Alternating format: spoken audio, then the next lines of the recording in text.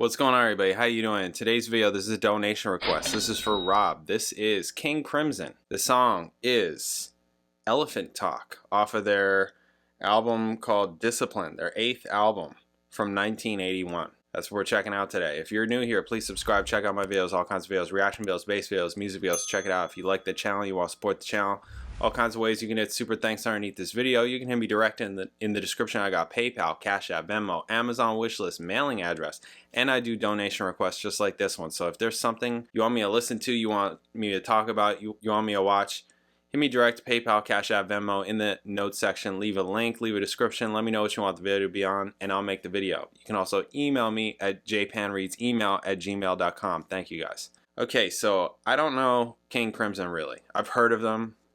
It's another band like Rush. I just didn't get into them. Well, Rush I at least heard, and I was like, I don't like that guy's voice. King Crimson, I mean, I am sure that I've heard some of their songs. Maybe. Maybe. I imagine what's a popular King Crimson song. I know that Tony Levin was in King Crimson, but I never checked them out. Kind of like I guess Genesis would have been the better example. I suppose maybe well, Genesis was on like MTV and the radio and stuff, like some of their more poppy stuff later on.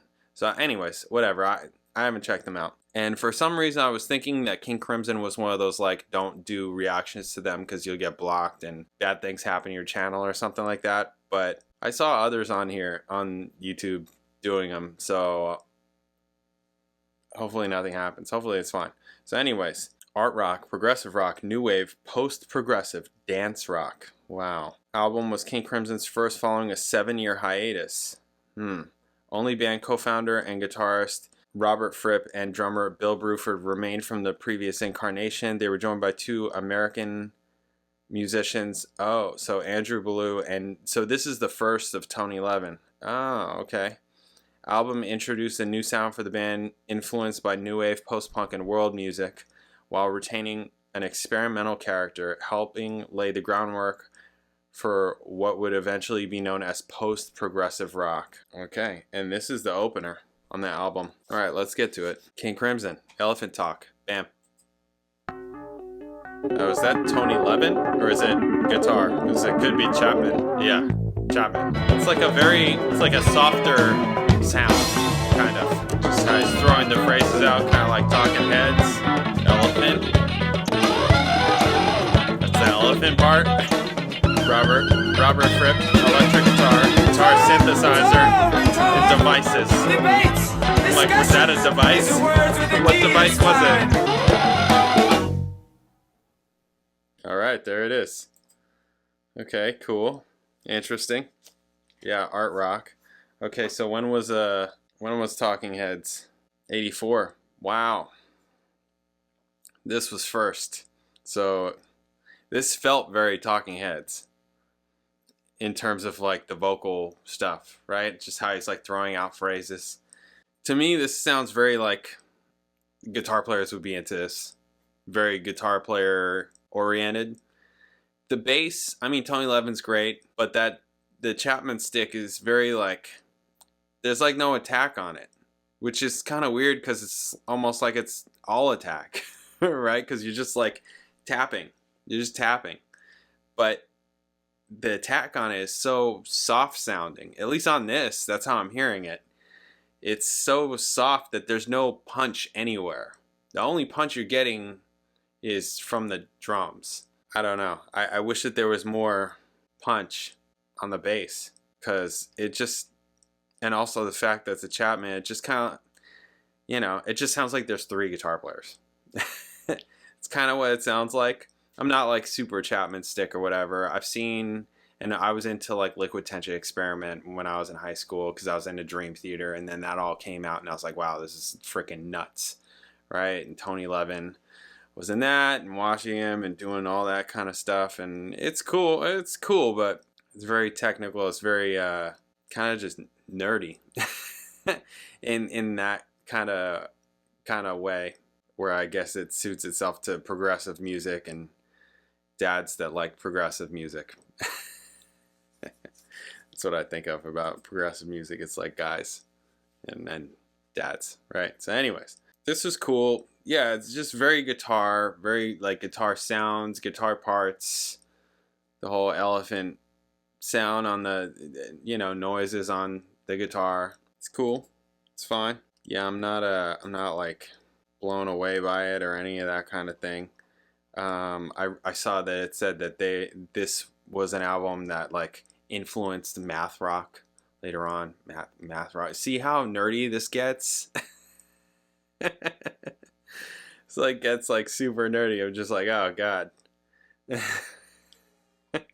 I mean, that's cool. It's cool. I kind of want to know what their songs were. Did they have any hits or anything like that? It's not that kind of band, huh? It's like not that kind of band or music. Okay, so 1981, King Crimson recorded Discipline with Red Davies. Album displayed a very different version of the band with newer influences, right? Including post-punk, new wave, funk, minimalism, pointillism. I don't know what that is. World music and African percussion, with the sound described by Rolling Stones, oh great, as having a jaw-dropping technique of naughtily rhythmic, harmonically demanding workouts. The title track Discipline was described as post-minimalist rock song. Fripp intended to create the sound of a rock gamelan. What is that?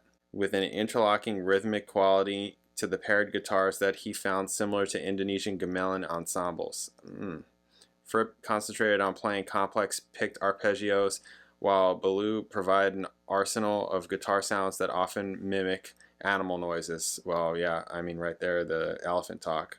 In addition to bass guitar, Levin used the Chapman stick, a 10-string, two-handed tapping hybrid guitar and bass instrument, which he played in an utterly original style. Yeah.